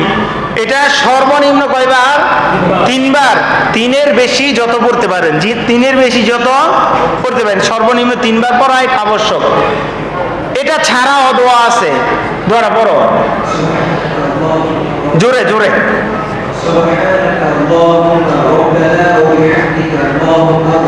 এই দোয়াটা পারেন? পারেন? এটা রাসূল পড়তেন, রুকুতে সিজদাতে পড়তেন এই দোয়াটা, সুবহানাকা আল্লাহুম্মা রাব্বানা ওয়া বিহামদিকা আল্লাহুম্মা ফিরলি, এটা পড়তেন। এরপরে আরেকটা দোয়া আছে, সুবহুন কুদ্দুসুন রব্বুল মালাইকাতি ওয়ার রূহ, সুবহুন কুদ্দুসুন রব্বুল মালাইকাতি ওয়ার রূহ। এটাও রাসূল সাল্লাল্লাহু আলাইহি সাল্লাম রুকুতে সিজদাতে পড়তেন। আপনি তো শুধু একটা ধরে বসে আছেন, সুবহান রাব্বিয়াল আযীম, আর বাকিদের রাসূল আমল করছে ওইটা আপনি জানেনও না, জানার চেষ্টাও করেন না। দরকার আছে না জানার? দরকার আছে, আপনি শিখেন না তো। আপনি তো কোনোদিন বলেন নাই তানজিল আমারে আর রুকুতে কি কি পড়া যায় দোয়াটা লিখে দাও। ইমাম সাহেবকে বলছেন কোনোদিন? বলেন নাই। শুধু ইমাম সাহেবের দোষ ধরতে পারে, কিন্তু ইমাম সাহেবের কাছ থেকে একটা দোয়া শিক্ষা নিব এইটাতে রাজি নাই। ইমাম সাহেবের দোষ যত আছে এটা খালি দরকার নেই। কারণ এটাই আমার জন্য কি মসজিদে কাজ হচ্ছে, এটা মসজিদে কাজ হচ্ছে, নামাজ পড়বে, নামাজটা শিখে যাবেন ভালো করে। যাই হোক, এখন আমরা রুকু আমাদের শেষ, রুকু থেকে উঠবো কিভাবে? তাহলে আমরা বলছিলাম এটা বলতে হবে, উঠবেন আর ওঠার সাথে সাথে। হ্যাঁ হ্যাঁ, এই যে উঠতে উঠতে শেষে গিয়া দাঁড়ানোর পরে একটু কি আছে। এখন রুকু থেকে এটা উঠলেন, যদি ইমাম হয়, যদি কি হয় ইমাম হয়, ইমাম সাহেব সামি আল্লাহু লিমান হামিদা, এই যে এর মধ্যে কিছুদিন আগে শুনছিলাম সামি আল্লাহু লিমান হামিদা, হুলিমান হামিদা। এখন সামি আল্লাহু লিমান হামিদা আমরা এইভাবে বলি, অনেকে আমাদের সামি আল্লাহু, আল্লাহ তাআলা শুনেন, লিমান ওই ব্যক্তির কথা, হামিদা যে ব্যক্তি তার আল্লাহর প্রশংসা করে তাকে শুনেন। এটা হচ্ছে মূল বাক্য। এখন আমি সামি আল্লাহু লিমান হামিদা, ঠিক আছে না? এখন যদি কেউ বলে এমনি না এমনি না, এমনি বলতে হবে সামি আল্লাহু লিমান হামিদা। মনে করবেন যে এই ব্যক্তির জ্ঞানে ঘাটতি আছে, এই ব্যক্তির কি আছে? জ্ঞানে ঘাটতি আছে, বেশি বুঝে। যুগ যুগ ধরে আমাদের আলেম ওলামাগণ এভাবে পড়ে আসছেন সামি আল্লাহু লিমান হামিদা। আজকে তুমি এসে হুট করে বলতেছো এভাবে সামি আল্লাহু লিমান হামিদা। এটাকে বলা হয় আল গুলু ফিদ্দিন, দ্বীনের মধ্যে বাড়াবাড়ি করা। দ্বীনের মধ্যে কি করা? বাড়াবাড়ি করা। সামি আল্লাহু লিমান হামিদা, খালাস, শেষ। এখন বলছে এটা শুধু ইমাম বলবে, এটা কে বলবে? ইমাম বলবে। অথবা আপনি যদি একাকী নামাজ পড়েন তাহলে বলবেন, আর যদি আপনি ইমামের পিছনে মুসল্লি থাকেন তাহলে আপনি কি এটা বলবেন? আপনি এটা বলবেন না। আপনি কি এটা বলবেন না, শুধু কে বলবে? ইমাম। অথবা যদি আপনি কি করেন, একাকী নামাজ পড়েন, ভালো করে বুঝেন, এখন ইমাম ও, এখন ও কি ইমাম, আরেকজন আপনি হচ্ছেন মুসল্লি, আপনি সামি আল্লাহু লিমান হামিদা এটা বলবেন না, আপনি কি বলবেন? রব্বানা ওয়ালাকাল হামদ হামদান কাসীরান তাইয়িবান মুবারাকান ফি, এই দোয়াটা পড়বেন। মানে আপনার এতটুকু রব্বানা ওয়ালাকাল হামদ এতটুকু পড়তেই হবে আপনাকে, এটা পড়া আবশ্যক। রব্বানা ওয়ালাকাল হামদ এতটুকু পড়া এটা আপনার জন্য আবশ্যক। আর বাকি এটা আপনি যদি পড়তে পারেন তাহলে এই দোয়ার ফজিলত আছে, ওই ফজিলত আপনি পেয়ে গেলেন। কিন্তু বাচ্চাগুলোকে আপনারা যারা যারা নিয়ে আসছেন ধরে রাখেন। এখন সমস্যা কি, রাসূল সাল্লাল্লাহু আলাইহি সাল্লাম বলছেন মুরু আবনাকুম বিসসালাতি লিসাবঈ সিনিন, 7 বছর বয়স থেকে তোমাদের সন্তানদেরকে কি করো? সালাতের আদেশ দাও, প্রশিক্ষণ দাও। আর 10 বছর হলে তাদেরকে কি করো? পার করো। এবার আমাদের সমস্যা হয়েছে 7 বছরের আগে টেউটো যা আছে এগুলি নামাজে নিয়ে আসি, যে নামাজের কিছু বুঝে না নামাজে এসে ওর নামাজে সমস্যা করে। আর আমি তো এখানে আসি বলতেছি বাচ্চারা কাঁদুক আর যাই হোক কিছু বলা যাবে না, ঠিক আছে বলা যাবে না। কিন্তু রাসূলের হাদিসে 7 বছর থেকে আপনি 7 বছর হইলে বাচ্চাকে ছেড়ে দিতেছে, পরে আর নামাজে নিয়ে আসে না। 7 বছরের পোলাপান গুলো কই? কয়টা পোলাপান আছে? 7 বছরের পোলাপান তো অনেক আছে আমাদের এলাকাতে, ওইগুলো কই? আপনি নিয়ে আসছেন 2 বছরের 3 বছরের গুলো, এগুলো তো নামাজের কিছু বুঝে না। মসজিদটা আল্লাহর ইবাদতের জন্য, মসজিদটা কোনো বাচ্চাদের খেলার জন্য না, আপনারা আমার কথা বলার জন্য না।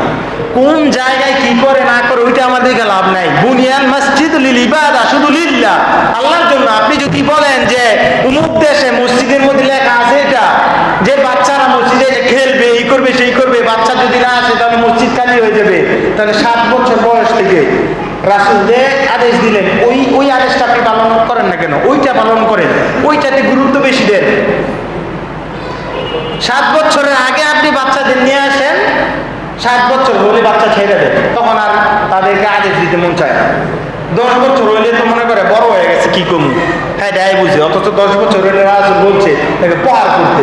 আজকে আমরা নামাজে প্রশিক্ষণ দিতেছি, 10 বছরের বাচ্চা আছে না, অনেকে তো হয়তো নিয়ে আসেন নাই। কেন নিয়ে আসেন নাই? উচিত ছিল, বুঝছেন? আবার উল্টাপাল্টা বুঝেন না, বাচ্চাদের নিয়ে আসেন নিজের কাছে রাখেন, কিন্তু ছোট ছোট বাচ্চা নিয়ে আসার মনে করে দরকারই নেই। যদি নিয়ে আসে আপনি মানা করেন না, আপনি রাগও করেন না, কিন্তু আপনি নিয়ে আসেন না। 7 বছর বয়স থেকে আপনার ছেলেকে হাত ধরে ধরে নিয়ে আসেন মসজিদে, ওইটা হচ্ছে সুন্নাহ, রাসূলের হাদিস আমল করা হবে, বুঝছেন? কেউ যদি নিয়ে আসে তাহলে তার প্রতি আপনি রাগ করবেন? রাগ করেন না, এতটুকু কথা। কিন্তু আপনি 7 বছরের বাচ্চাকে নিয়ে আসেন, রাসূলের হাদিস পালন করেন। যাই হোক, আমরা কোথায় আছিলাম?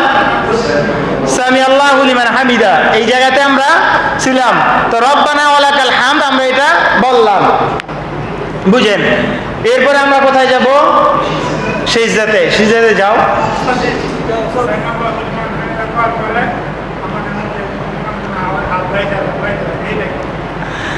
আচ্ছা যাই হোক, এখানে হচ্ছে 2টা বিষয়। সেই রুকু থেকে ওঠার পরে আপনি কি করবেন? হাত কোথায় রাখবেন? আমরা রাখি কোথায়? ছেড়ে দেই। আর আরেকটা আমল আছে, সেটা হচ্ছে হাত যেখানে ছিল সেখানে আবার রাখে। এই ব্যাপারে আপনার শেখ বিন বাজ এবং শেখ নাসিরউদ্দিন আলবানী রাহিমাহুল্লাহ বলছেন যে রুকুর পরে এখানে হাত বাঁধা এটা কি? বেদাত। উনি কি বলছেন? বেদাত। আবার শেখ বিন বাজ উনি ছিলেন সৌদি আরবের গ্র্যান্ড মুফতি। শেখ আলবানী উনি কিন্তু সৌদি আরবের কেউ না, উনি আলবানিয়ার আলেম ছিলেন। সৌদি আরবে উনি থাকছেন, লেখাপড়া করাইছেন, করছেন, এগুলো ছিল।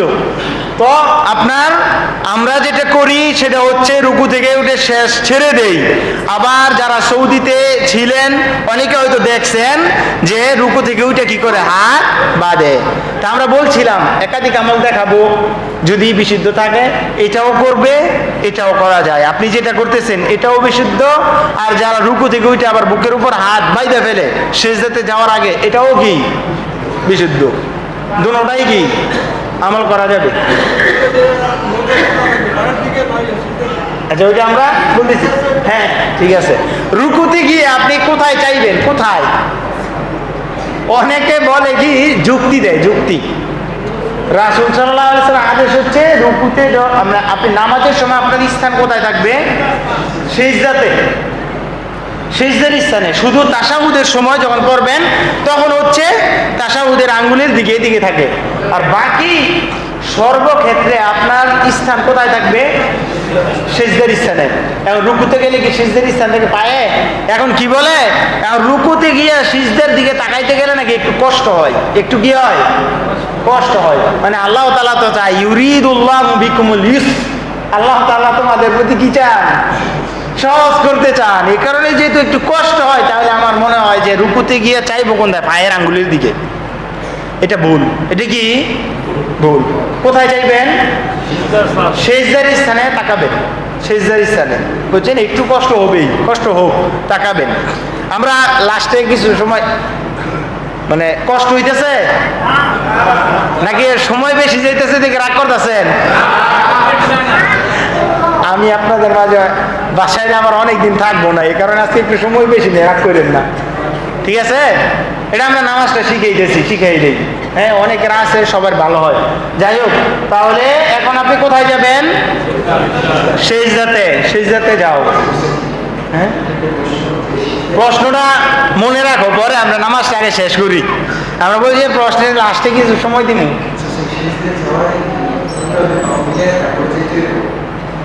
এখন সিজদাতে যাওয়ার আগে আপনি পা মিলাইবেন নাকি কি করবেন? আপনার পা যেভাবে আছে সেভাবেই থাক।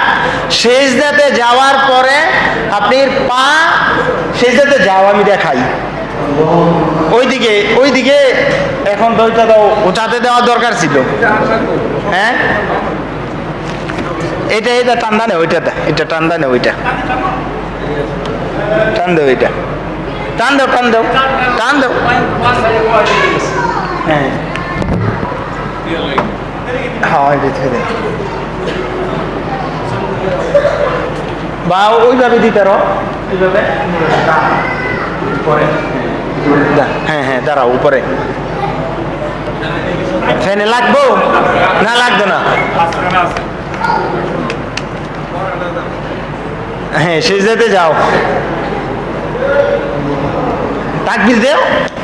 তাকবীর দিবা না? তাকবীর এখানে তো হাত উঠবে না। তাকবীরে কি হাত উঠবে না? ফ্যান লাগবে না, ও আরো আধা হাত উপরে উঠতে দিত। হ্যাঁ, এখানে সিজদা দিতেছে। হ্যাঁ, সিজদাতে আপনার 7টা অঙ্গ থাকতে হবে। এই যে পা আছে না, পাটা ওরে কষ্ট হইতেছে। পাটা আছে না, পাটা মিলে রাখবেন। এটা আরেকটা হচ্ছে পা পাট করে রাখা, পাটি করে রাখা, পাট করে রাখা, মিলে রাখা, পাট করে রাখা। ওই কি কিছু কেউ যদি নামাজ বাতিল হয়ে যাবে, নামাজ জানে না, পায় না, এটা কথা না। কিন্তু পা মিলে রাখা, এটা আমরা আমল করে আলহামদুলিল্লাহ বিশ্বাস কি হাদিস দেখাই যেতে পারতাম, না দেখাই তো এই সময় নিতে শেখা। সব হাদিস আছে, বই দিয়ে আছে, ঠিক আছে, সব আছে। তাহলে যেটা বল আমি যখন রাখবেন, যেটা করে পা যদি কেউ রাখে, তার নামাজ কি দোটাই আছে, দোটাই কি ঠিক আছে। এবার এখন আমরা তাকবীর এদিকে, ওইদিকে দিব, ওইদিকে, ওইদিকে, এটা তো পাটা দেখবে সিজদা।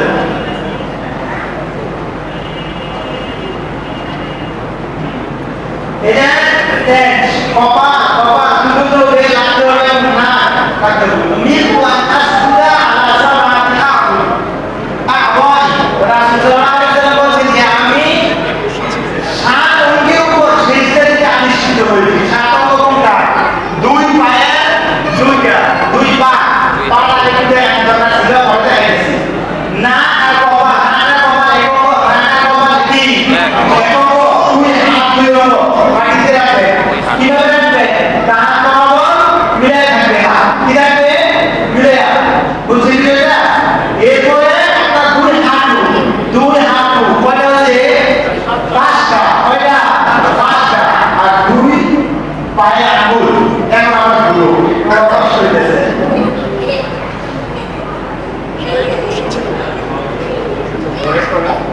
প্রশ্ন আপনি লাস্টে রেখে দেন, এটা হচ্ছে এই পাটা ওই হবে না, শেষ দিন হবে না। কারণ হচ্ছে রাসূলকে আদেশ করা হয়েছে। কি আদেশ করছে? আল্লাহ তাআলা। এবং আমরা নিশ্চিত হয়েছি সামনের উপর পা রাখবে এইভাবে, এই যে দেখেন এইভাবে আঙ্গুলগুলো যদি কেমন কি থাকে, আপনি যখন পা এইভাবে দিয়ে কোনো ফেনা রাখছেন, উচিত না এটা। কারণ নামাজের সময় সব কিছু থাকে কোথায়? তাহলে পায়ের আঙ্গুলগুলো যা পারবে তারা ভিতরের দিকে দিয়ে পুষপুষ মানে হচ্ছে একটু কি চাপ দিয়ে রাখবেন নিচে দিয়ে। বুঝছেন এটা হচ্ছে আপনার পরিপূর্ণ সিজদা। তাহলে তারপরে পা হইয়ে সিজদা দিছে, সিজদা উঠিয়ে কেবা দিয়ে কোন দিকে কোন দিকে এটা আপনার হলো না। হ্যাঁ, এবার কোন আপনি বসছেন, বসার ক্ষেত্রে আমরা দুটো মুখ দিয়ে দুইটা ওইটা বসছে, এটা হচ্ছে তাসাউদের বসা। এটা কি তাসাউদের বসা? এভাবে আমরা বসেন না, এটা ঠিক আছে, এটাও ঠিক আছে। আরেকটা কথা হচ্ছে এই যে এভাবে দেখছেন, এটা হচ্ছে দুই পায়ের কিসের উপর? গোড়ালির উপর। হ্যাঁ, গোড়ালির উপর, দুটোর উপর বসা। এটা হচ্ছে দুই সিজদার মাঝখানে। এটা কোথায়? শুধু দুই সিজদার মাঝখানে এটা জায়েজ আছে। এটা আপনারা জানতে করতে পারেন। আমরা প্রথমে বলছি যে রাসূল সাল্লাল্লাহু আলাইহি ওয়াসাল্লামের আমল যদি একাধিক সূত্রে প্রমাণিত হয় তাহলে আমরা সেটা দেখানোর চেষ্টা করব, যেটা আমার জানা আছে। এবং আমরা মাঝে মাঝে একাধিক সূত্রে আমল করব। এখানে বাচ্চাগুলো আপনারা আলাদা আলাদা নিয়ে বসে একসাথে বসে সকলে। আচ্ছা যাই হোক, তাহলে আমরা রুকু সিজদাতে দুই সিজদার মাঝখানে দুই সিজদা আগে বলছি বিভিন্নভাবে দুই রুকু দেখালাম। তাহলে আপনার যেটা সুবিধা হয় মাঝে মাঝে এটা করবেন, মাঝে মাঝে এটা করবেন, রুকুটা এমন হয়ে গেল একটা করবেন আরেকটা করবেন না। তাহলে রাসূল সাল্লাল্লাহু আলাইহি ওয়াসাল্লামের যে একাধিক সূত্রে হাদিসগুলো আছে কেন আসছে? আপনারা অল্প সহজ হওয়ার জন্য। কিসের জন্য? সহজ হওয়ার জন্য। আমার অনেক মানুষ চিন্তা করবো যে এতদিন নামাজ পড়ছি যেভাবে ওই মোটামুটি আমরা কিন্তু কোনো আমল করতে বাদ করছি, কোনো আমল যেভাবে ওইভাবে করতেছি। কিন্তু আরেকটা পদ্ধতিতে বর্ণিত আসলে আমরা দেখাই দিচ্ছি কেন? আপনার সহজের জন্য। এটা কেন আসছে? আমাদের দিনটা সহজ, আল্লাহ তাআলা সহজ করতে বান্দাদের জন্য। এই কারণে আমরা এটা দেখাই দিচ্ছি। আমরা আসলে রাখি। এরপরে আপনি যে তাকবীর দিয়ে উঠবেন, এখন কি করবেন? আরেকটা বিষয় হচ্ছে তাকবীর যে আপনি দিবেন, ইমাম সাহেব তাকবীর দিবে, আপনিও সাথে সাথে কি করবেন? তাকবীর বলবেন। বলো। তাহলে আল্লাহু আকবার যে বলছে, আপনি কি করবেন? আপনি মনে মনে তাকবীর দিয়ে উঠবেন। শুধু সামি আল্লাহু লিমান হামিদা ব্যতীত বাকি সব ক্ষেত্রে ইমামের কি করতে হবে? অনুসরণ করতে হবে। বুঝছেন? এখন বসলো, দুই সিজদার মাঝখানে দোয়া পড়তে হয়। দোয়াটা পড়ো।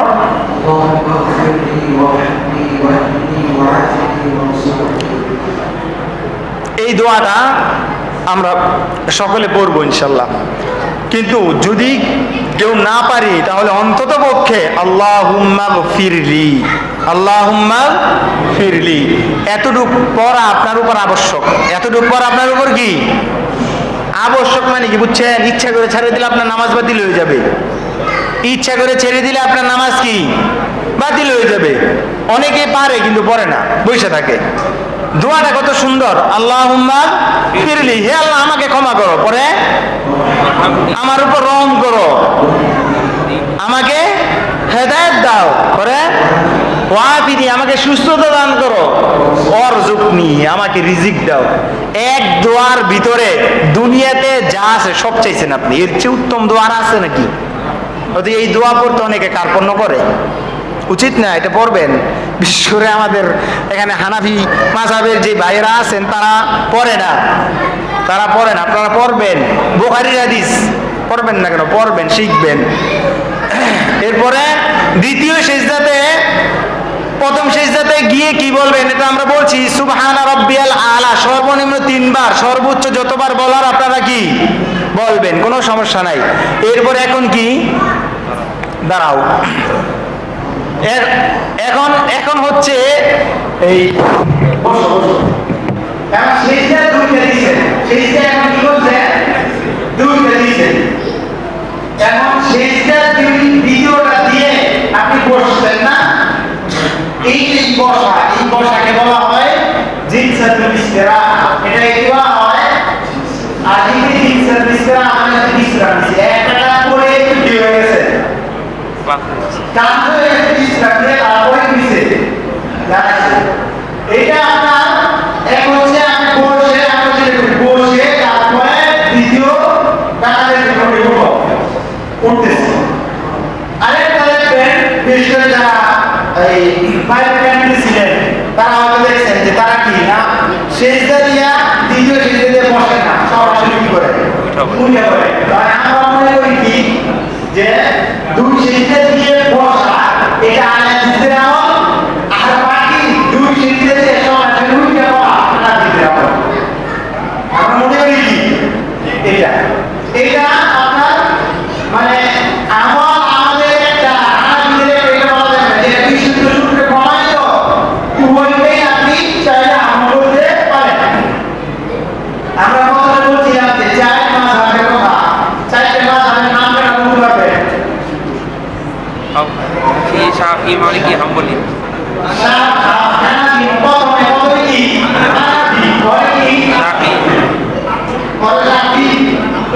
আমি জন্ম কিন্তু বলছিলাম ইমাম আবু হানিফার জন্ম 80 হিজরিতে, ইমাম মালিকের জন্ম 93 হিজরিতে। তাহলে দ্বিতীয় কে?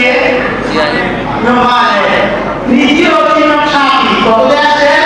151 হিজরিতে জন্ম, 151। তৃতীয় মাযহাব হচ্ছে কি শাফি। চতুর্থ হচ্ছে 164 হিজরিতে জন্ম কে? ইমাম আহমদ বিন হাম্বল। তাহলে 93। চার মাযহাবের মধ্যে আপনার তিন মাযহাব হানাফি, মালিকি আর হচ্ছে হাম্বলি। তাদের আমল হচ্ছে সিজদা দিয়ে সরাসরি উঠে যাওয়া, সিজদা দিয়ে কি করা? সরাসরি উঠে যাওয়া, সিজদা দেওয়া সরাসরি উঠে পড়া, সরাসরি উঠে পড়া।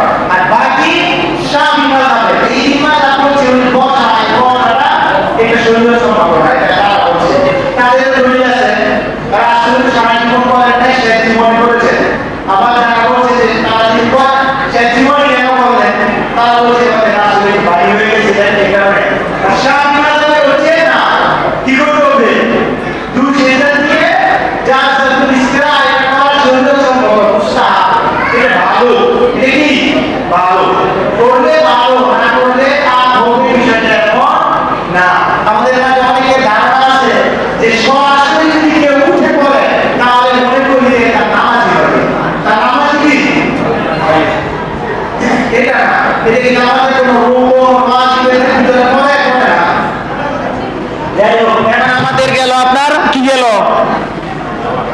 প্রথম রাকাত যেহেতু শেষ, নামাজ মোটামুটি কি শেষ, কারণ প্রথম রাকাতে যা করবেন দ্বিতীয় রাকাতে কি তাই করবেন নাকি।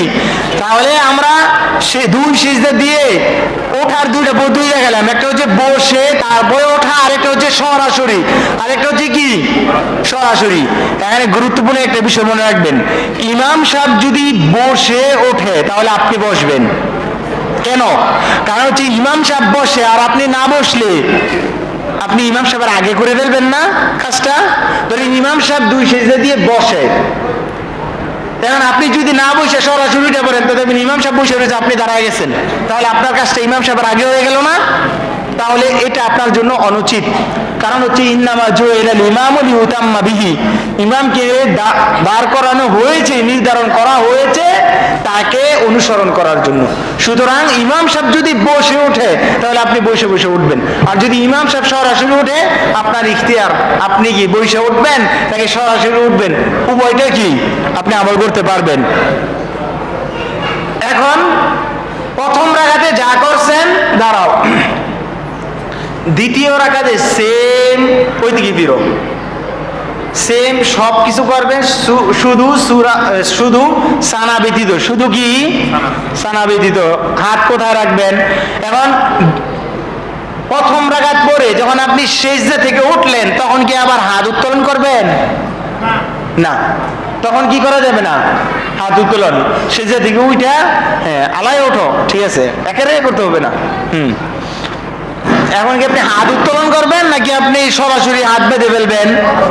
হাত বেঁধে ফেলবেন, হাত উত্তোলন করতে হবে না। বুঝছেন বিষয়টা?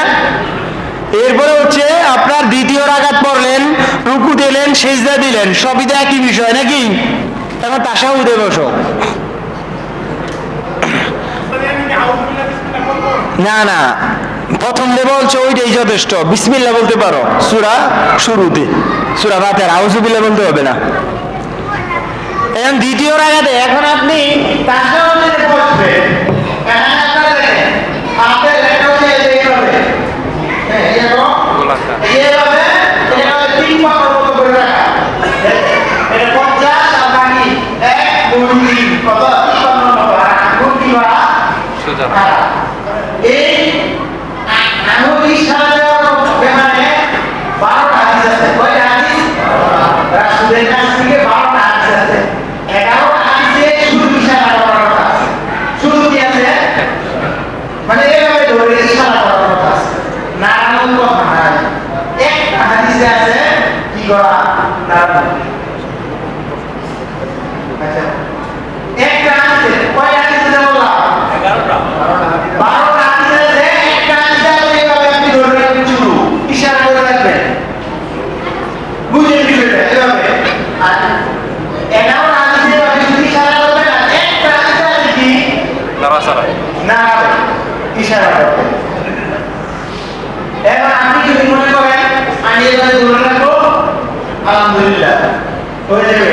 আপনি যদি মনে করেন আপনি নাড়াবেন, তাহলে একটা হাদিসের উপর কি আমল হচ্ছে। কেউ যদি শুধু এভাবে ধরে রাখে তাহলে অন্তত কিছু 12টা হাদিস 11টা হাদিসের উপর কি আমল করতেছে। আর কেউ যদি হাত নাড়ে তাহলে সে কয়টা হাদিসে একটা, সমস্যা হবে। একটা হাদিস তো বিশুদ্ধ নাকি, ওইটা তো দুর্বল না, তাহলে বলতে পারে কিন্তু ওই যে নাড়াই কি হবে, নাড়াই কি হবে, অনেক নাড়াই হইব, বাধ্যতামূলক বিষয়টা এমন না। বুঝছেন কি না?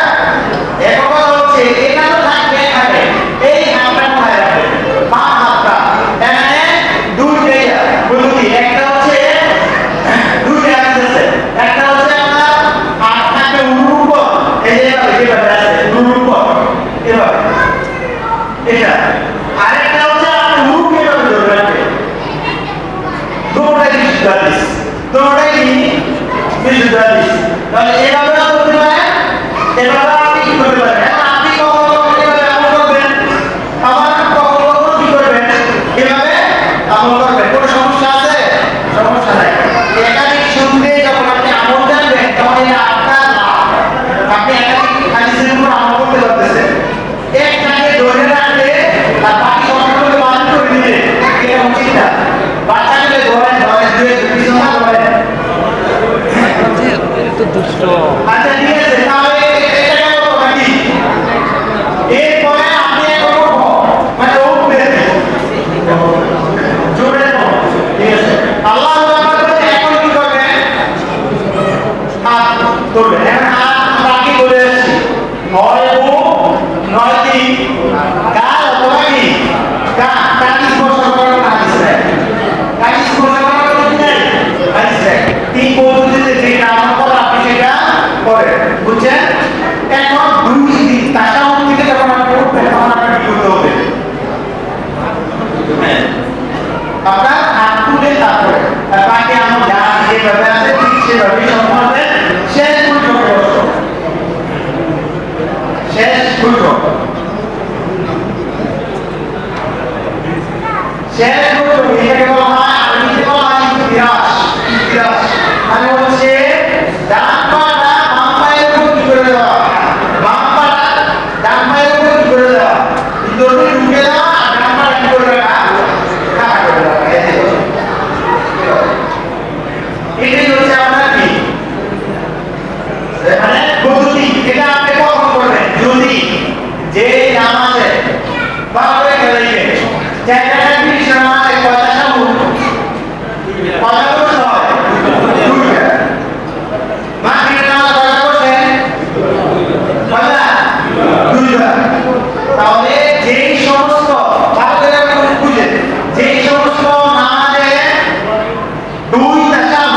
সেই সমস্ত নামাজের শেষ তাশাহুদে এইভাবে বসবে।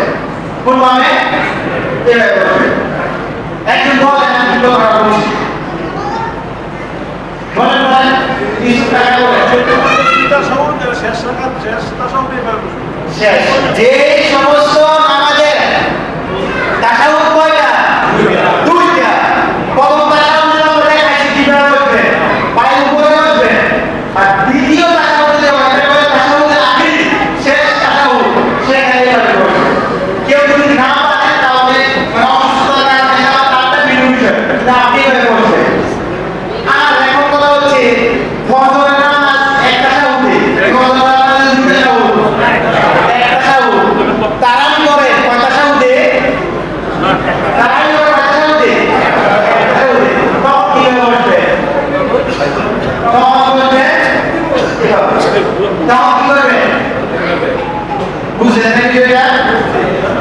বলছি দুই তাশাহুদ বিশিষ্ট নামাজে বসবেন দেখো এভাবে।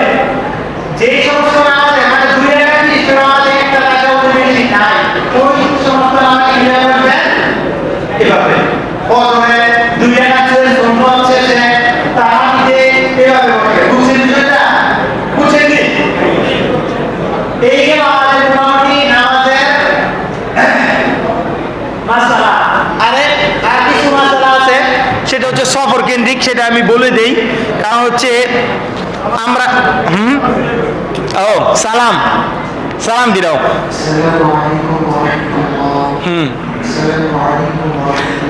ও যেভাবে সালাম দিলাইছে ওইদিকে ফিরা। অনেকে আপনার কি করে এমনি দাঁড়ায়া সামনের দিকে তাকায়া আসসালামু আলাইকুম ওয়া রাহমাতুল্লাহ এভাবে বলে, পরে যান এভাবে দিয়া তারপরে বলে আবার বলে এইভাবে আর কি মাঝখানে রেখে দাও সালাম দাও যেটা। তাহলে আপনাকে বলা হচ্ছে ইউসাল্লিমু ইয়ামিনান ওয়া ইউসাল্লিমু শিমালান, ডানে এবং বামে। কোথায়? ডানে এবং বামে। যেটা হচ্ছে আপনার যদি যেভাবে আপনি করবেন ডান দিকে ফিরে তারপরে সালাম দিবেন কি আসসালামু আলাইকুম ওয়া রাহমাতুল্লাহ, এরপরে বাম দিকে আসসালামু আলাইকুম ওয়া রাহমাতুল্লাহ। এর মাঝখানে আমাদের কি হয় আসসালামু আলাইকুম ওয়া রাহমাতুল্লাহ, পরে গাড্ডা সোজা বেরে এমনি বসে থাকে, বসে দেখতে পরে আবার কি করে দ্বিতীয় সালাম ফিরে। এর কোনো দলিল নাই, রাসূল করছে গিয়ে এটা আমরা জানি না। রাসূল করলে তো আমাদের কাছে দলিল আসতো। আপনি ওই দিকে সালাম ফিরে মাঝখানে আবার মাথা দিয়ে 1 সেকেন্ড 2 সেকেন্ড 3 সেকেন্ড 5 সেকেন্ড রাখলেন, দলিল কোথায়? হাদিস লাগবে না? দৃষ্টি আপনার ডান দিকে যাবে। আরে ডান দিকে গেলে তো আপনার কাঁধের দিকে গেল, ডান আপনার কাঁধ দিকে ডান দিকে না, আপনি এদিকে তাকাইতে হবে, এটা তো কথা না। ডান দিকে ফিরেতেন এইভাবে। এগুলো হচ্ছে আপনার মানে কি বলে ওই যে আমরা আগেই বলছি এইসব বিষয় নিয়ে আপনার যে কোন দিকে তাকাইতে হবে এই দিকে না, আপনার ডান দিকে আপনার চোখ যেভাবে যায় স্বাভাবিকভাবে আপনার চোখটা আপনি যেভাবে কি রাখতে পারেন ওইভাবে আপনি কি তো এইদিকে আসসালামু আলাইকুম দিলে আপনার কাঁধেও দিতে পারবেন, ওই দিকেও আপনি যেতে পারবেন। তো আপনার কাঁধে চায় থাকতে হবে, ওই দিকে তাকাতে পারবেন না, ওই দিকে তাকাতে পারবেন, কাঁধে তাকাতে পারবেন না, বিষয়টা এমন না, এটা বাধ্যতামূলক না।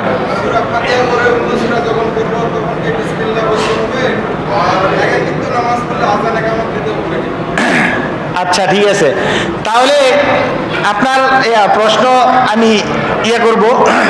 আচ্ছা যাই হোক, তাহলে আমাদের নামাজ মোটামুটি কি শেষ হয়েছে না?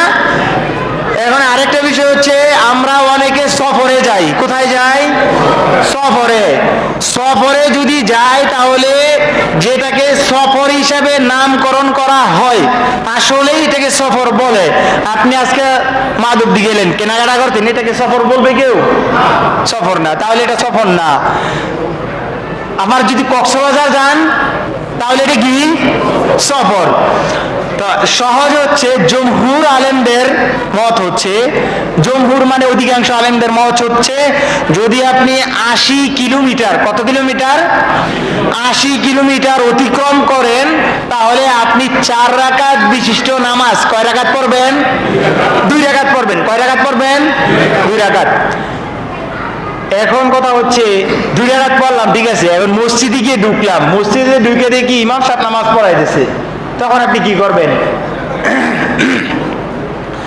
যদি আপনি ইমাম সাহেবের সাথে নামাজ পড়েন, সফর অবস্থায় আছেন, আবশ্যক হচ্ছে পুরো নামাজ পড়া। কি করা?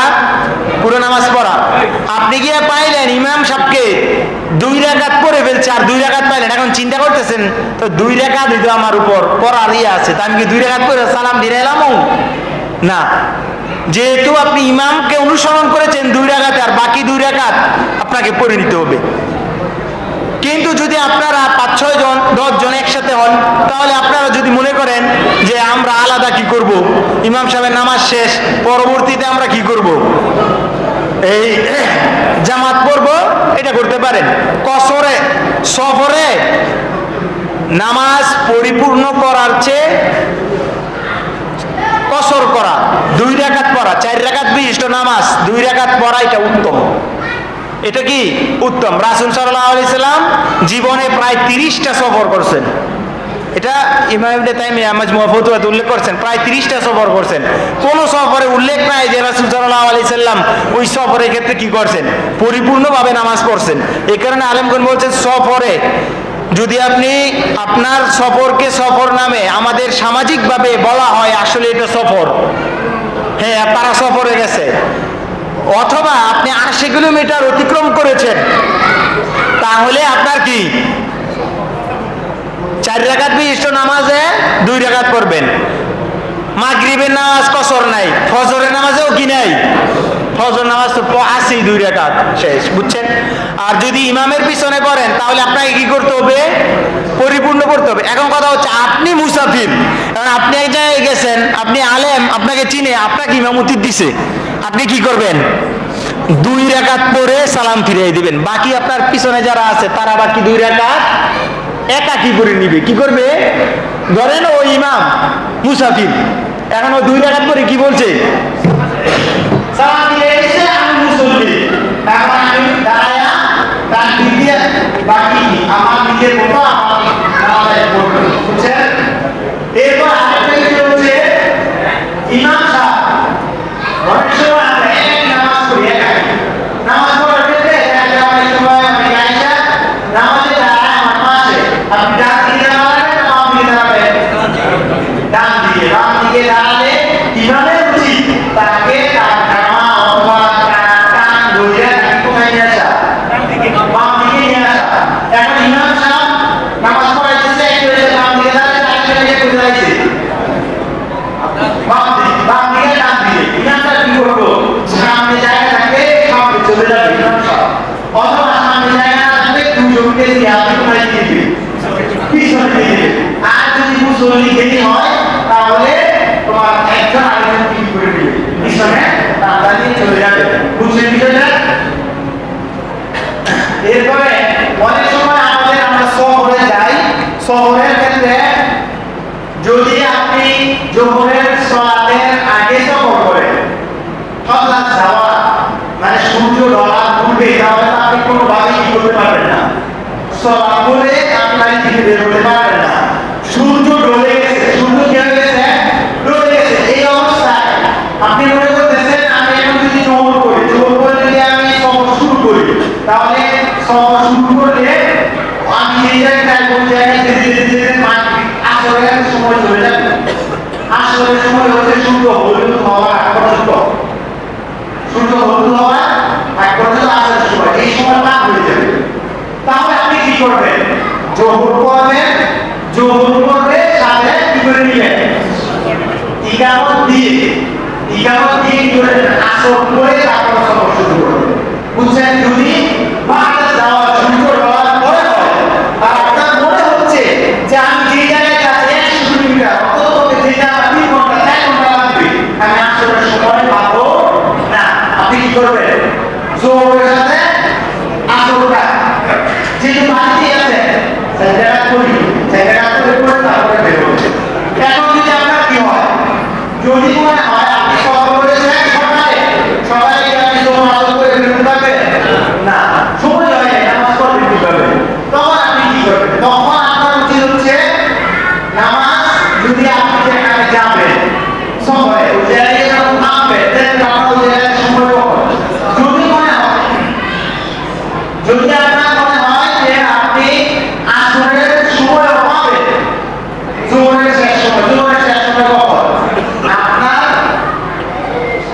যে ছায়া আছে প্রত্যেকটা জিনিসের ছায়া তার সমপরিমাণ হওয়া পর্যন্ত সময় লাগে জোহরের। যখন এর সময় থেকে বেশি বেড়ে যায় তখন কি আসরের সময় শুরু, আর যখন ডাবল হয়ে যাবে আসরের নামাজের সময় শেষ, মানে তখন শুরু হয়ে যাবে। যদি আপনি জোহরের আগে সফর করেন তাহলে আপনি কি করবেন, আগে তো আপনি করতে পারবেন না, সফরে যে কোনো একটা সময়ে যদি জোহরের সময় পান তাহলে করে দিবেন, অথবা আপনি যদি মনে করেন আসরের সময় আমি কোনো এক মসজিদে এনেছি তাহলে আগে কি করবেন, জোহর করবেন, তারপরে কি করবেন, আসর করবেন। এখানে আরেকটা মাসালা আমি বলে দিই, অনেক মাসালা আপনাদের প্রশ্ন করতে হবে না। আপনি জোহর করেন নাই, আসরে ঢুকছেন, কোথায় ঢুকছেন, আসরে ঢুকছেন, তাহলে ইমাম সাহেব আসরের নামাজ পড়তেছে, ইমাম সাহেব কি করতেছে, আসরের নামাজ পড়তেছে, আপনি তো জোহর করেন নাই, আপনি কি করবেন, ইমাম বুখারী একটা বাব রচনা করেছেন, বাব তাকবীর আল-উলা আল-উলা, প্রথম নামাজ প্রথমে, প্রথম নামাজ প্রথমে। ইমাম সাহেব আসরের নামাজ পড়তেছে, আপনি জোহরের নিয়ত করে ইমামের সাথে কি করবেন, জোহরের নামাজ পড়বেন। ইমাম সাহেব আসরের নামাজ শেষ, আপনার কি শেষ, জোহর শেষ, তারপরে আপনি আবার আসর কি করবেন, নামাজ পড়বেন। এখন আপনারা যদি মনে চান যে না আমি কি করবো, আসর করবো আগে, পরে জোহর করবো, এটা আপনার ইচ্ছা, কিন্তু বিশুদ্ধ হচ্ছে আপনি করতে পারেন, নামাজ হবে কোনো সমস্যা নাই, আগে করে, কিন্তু তার ঘটনাটা উচিত। এখন বলা হচ্ছে জোহরের আসরের পড়লে নামাজ কি হলো, তার রক্ষা হলো। কারণ আমি যদি আসর পড়ে যাই, 5 মিনিট নামাজ পড়তেছি নটা, তখন আমি কি করবো, তখন আপনি কি করবেন, একটা দুই, প্রথম কথা হচ্ছে নামাজকে তার ওয়াক্তের বাহিরে ইচ্ছা করে নেওয়া কবিরা গুনাহ, কি গুনাহ, কবিরা গুনাহ। অনেক আলেমগণ বলেছেন আসরের সালাত কেউ যদি ইচ্ছা করে তার সময়ের ভিতরে না পড়ে তাহলে পরবর্তীতে সে ইচ্ছা করে 100 বার পড়লো তার এই আসরের সালাত আদায় হলো। কত কঠিন কথা হচ্ছে।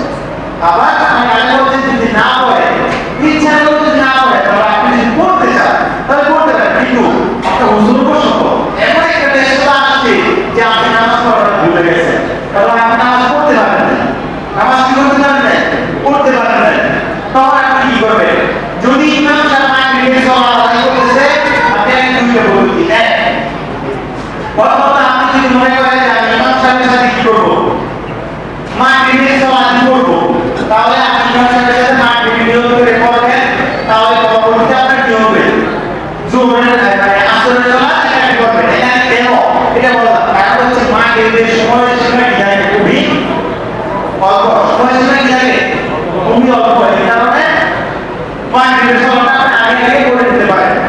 আর যদি মনে হয় যে আপনার মানে ইমাম সাহেব কিন্তু মাগরিব পড়তেছে আপনি আসর পড়লেন, তাহলে আমি ইমাম সাহেবের সাথে আসর করবো, তাহলে ইমাম সাহেব কিবলা করে সালাত দিয়ে দিবে, আপনি সালাত না দিয়ে দাঁড়ায় কি করবে, এক রাকাত করে তারপরে সালাত দিবেন, তাশাহুদ করে। আর যদি আপনার এরপরে আপনি কি করবেন, মাগরিবের সালাত দ্রুত করে দিবেন, বুঝছেন কি না, দুইটাই আপনি করতে পারবেন ইনশাআল্লাহ। আমাদের তো নামাজের মোটামুটি বিষয়াদি কি শেষ হইল। এখন আপনি তাশাহুদে, আমরা শেষ তাশাহুদে আপনি কি কি পড়বেন, শেষ তাশাহুদে আত-তাহিয়াতু লিল্লাহি ওয়া সালাওয়াতু, এটা আপনার 5 ভাবে পড়া যায়, আত-তাহিয়াতু লিল্লাহ, আত-তাহিয়াতু যাকিয়াতু লিল্লাহ, আত-তাহিয়াতু তাবারাকাতু ওয়াত-তাইয়্যিবাতু, এভাবে মানে আছে। এটা গত সেমিস্টারে আমাদের সাক্ষী করাইছে, মুখস্থ করাইছিল আর কি হাদিসগুলাই। শুক্রবারের বিষয়ে আলোচনা করি না, আস্তে আস্তে শেষ করি। ঠিক আছে, আচ্ছা যাই হোক, যে তাহলে আচ্ছা ঠিক আছে আমরা নিতেছি, না না দাঁড়াও, আমরা বলছি নামাজের সময় আপনি পা কোথায় রাখবে, কোন দিকে, সব কিছু আপনার অঙ্গ প্রত্যঙ্গ কোন দিকে থাকবে, কেবলা দিকে। এই যে পা সোজা রাখবেন, পা সোজা রাখবেন, বুঝছেন বিষয়টা, পা সোজা। অনেকে রাখে পা এভাবে রাখে, এইভাবে পা রাখা না, না,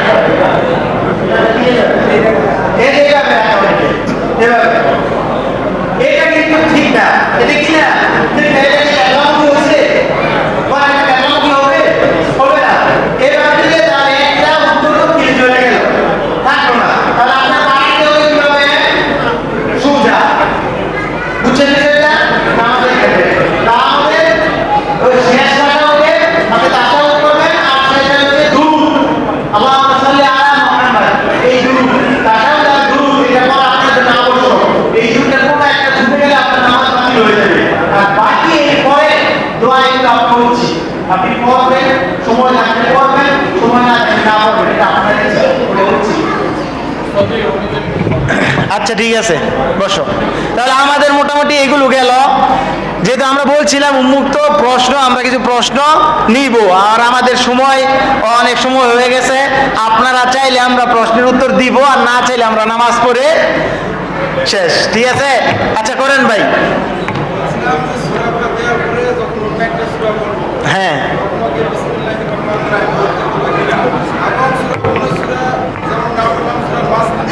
হ্যাঁ হ্যাঁ, আচ্ছা ওনার প্রশ্নটা হচ্ছে সূরা ফাতিহার পরে আপনি যদি একাকি পড়েন অথবা এই কি বলে